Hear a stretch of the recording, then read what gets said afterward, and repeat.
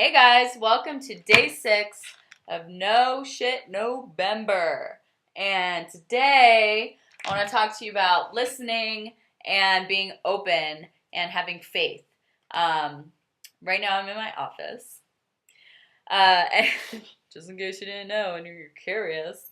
But I wanted to talk about that because a lot of things have been coming up and about really just having awareness to the whispers of the universe and having and just having that connection and being aware of things. And so I wanted to take the opportunity to share um, my story, and mine and my husband's story of us moving across the country. And a little bit of a backstory. I don't think I ever really talked about it.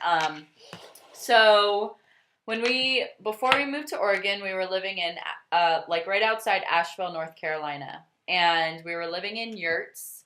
Look it up. It's YURT. It's kind of like a tent house, and it was pretty sweet. We had there's a lot of yurts that don't have like running water and stuff like that, but we had a kitchen, running water, washing and dryer, a sweet ass bathroom that was like pretty much half the size of the yurt. It was pretty sweet. So anyway, when we moved into the yurts in November of last year, 2014, and it was interesting because we lived up the mountain, and we were both working in a bar in town, and we lived outside of town, like in a townless area in the mountains, and it was our rent was getting a little pricey for us, and it was about to, it was in November when we were, around this time, and winter was approaching.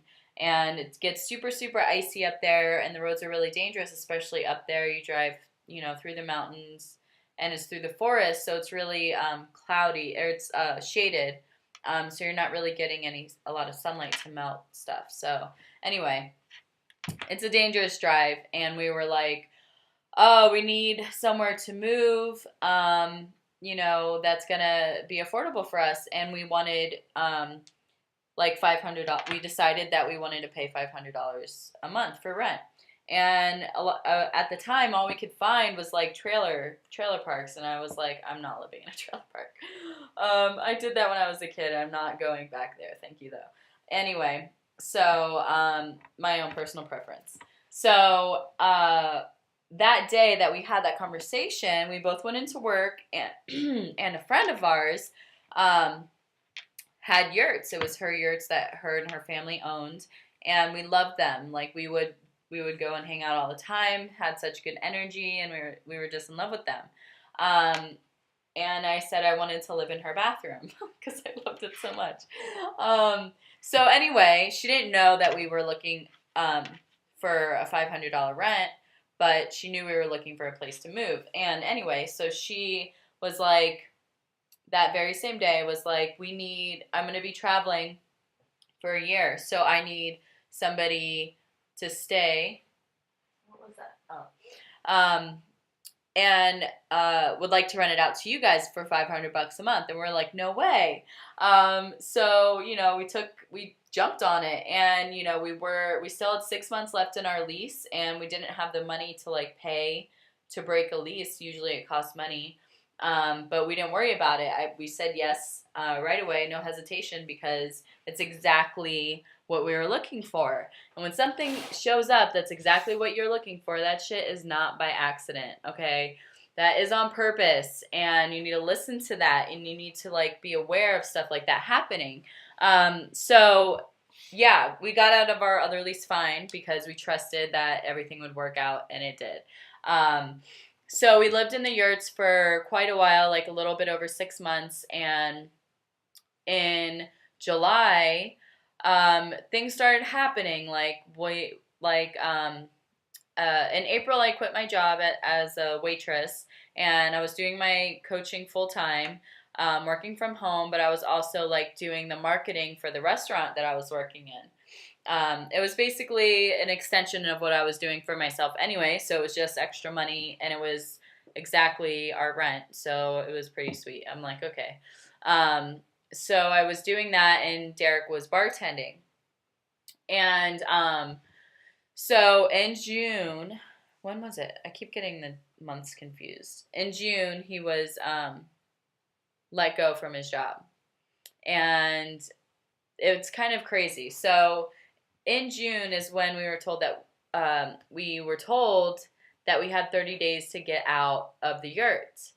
And it was all of a sudden. We weren't expecting it at all. So, and it was like we were going through a rough time when we were told that we had to leave because just a week prior to that, both of our ducks died, which crushed my heart. It was like really hard for me. I never thought I'd get so emotional over ducks, let me tell you. We only had them for like a month or two, and I was so devastated. I still think about them all the time. Anyway, but it's when they died, we were thinking about moving to Asheville, which was, the bigger city by us, and, living closer to town, to experience more of the culture. And so we were like, man, what are we going to do with these ducks? And the ducks, because I wasn't going to give them to a stranger because honestly, they'd probably eat them. And I didn't want that to happen. I'd feel really bad because they were my pets. Can you imagine someone eating your dog or something? That's how I felt about them. So I didn't want to just give them to a stranger, and we were kind of in limbo about that situation. And we were just like, oh, we'll figure it out when it happens, when it comes up in November, because that's when our lease would be up, or when we, our year time at the yurts. And so our ducks died. They were eaten by coyotes or something. It's better that way, that they went with nature and not a human's mouth. I wouldn't want that for my pets. So the ducks died, and then within that same week, Derek was let go from his job, and I got a phone call that very same day that he was let go. I got a phone call saying that they were changing ownership and they were eliminating my position. And I was like, what are the odds, And I wasn't upset about it. I was like, oh, I felt relieved because I was, I didn't want to do that anymore anyway. So I felt relieved, and I was just like kind of laughing. I'm like, what's happening? Like, our ducks died. Our jobs are, gone, other than, I had my coaching job that I was doing. And that's mine, so nobody can like take that away from me, which is fantastic.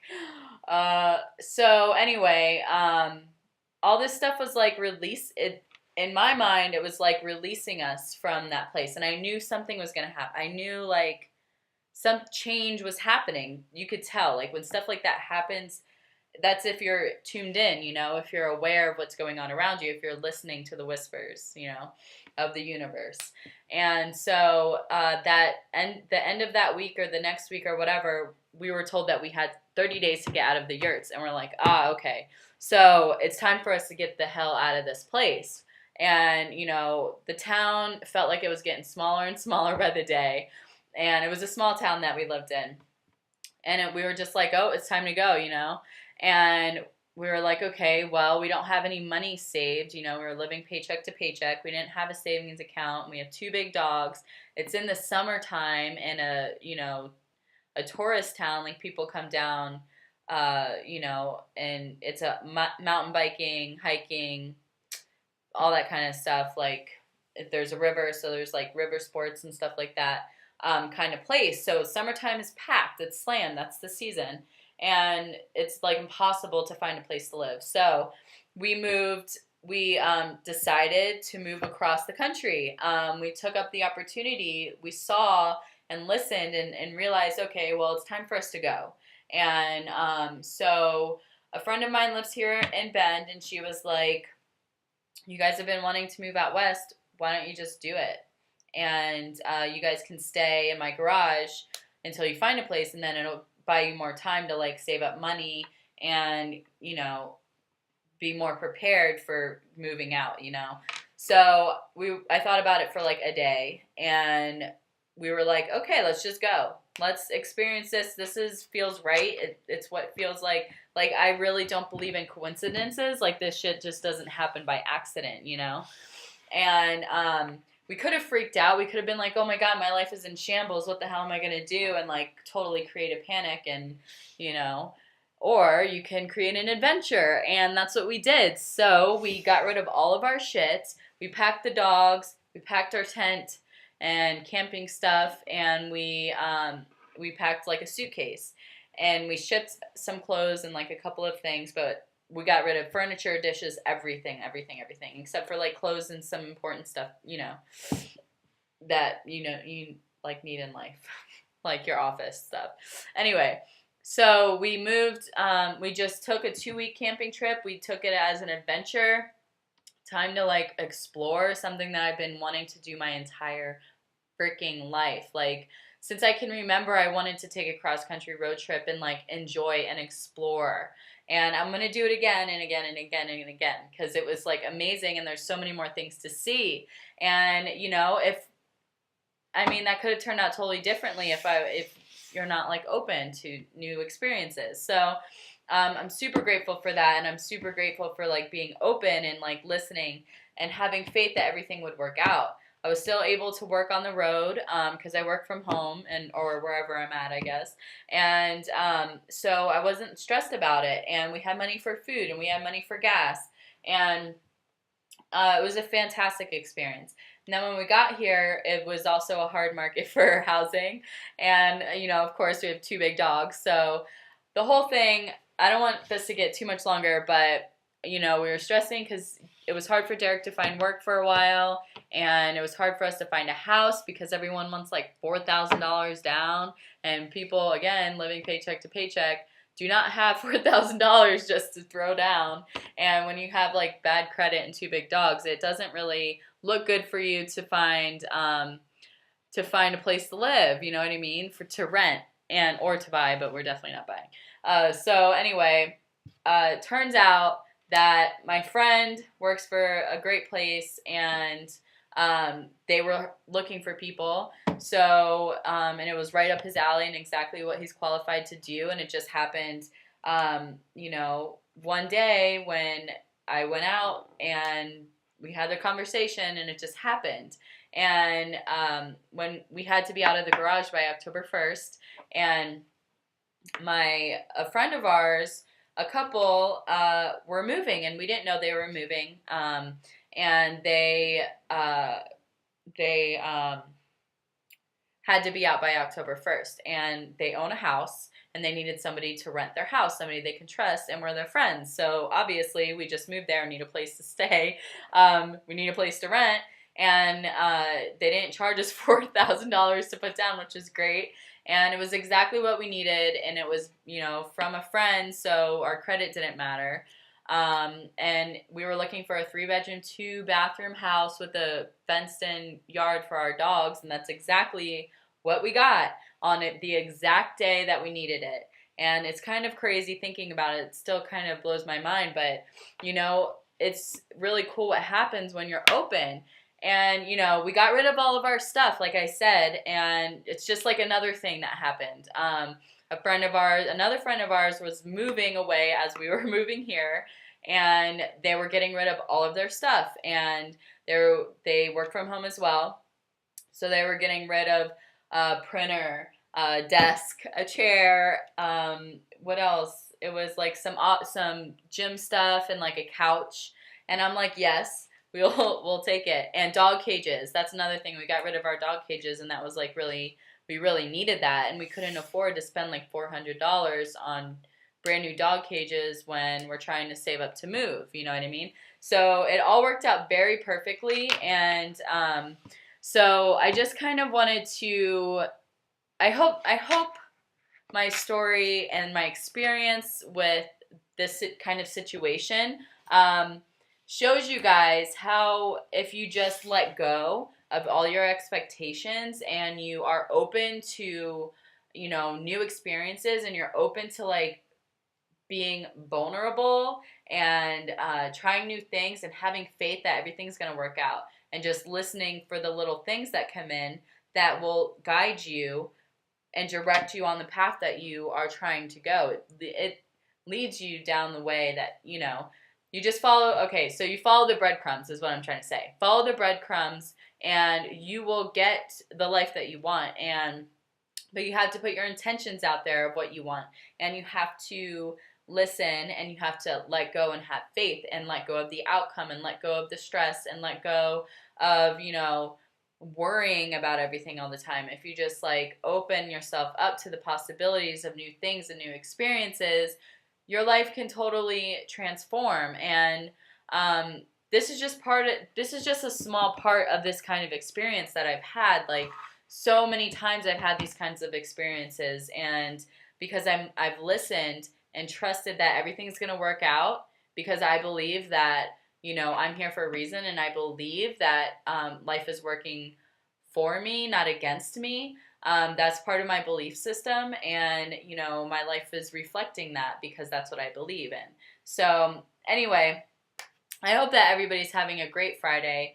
And if you get through this 16-minute video, let me know, because that's awesome. And I'm sorry it's so long, but I think that it's a pretty cool story. And I think the underlining message is it can be very helpful for people. And so tag a friend, share this video, comment, let me know what you think or whatever, or not. I don't really care. But if you watch this, just let me know, because I appreciate that you would sit here and listen to me talk for almost 17 minutes. So I'm going to go work out and enjoy my Friday. Love you guys. I hope you have an awesome weekend. Peace.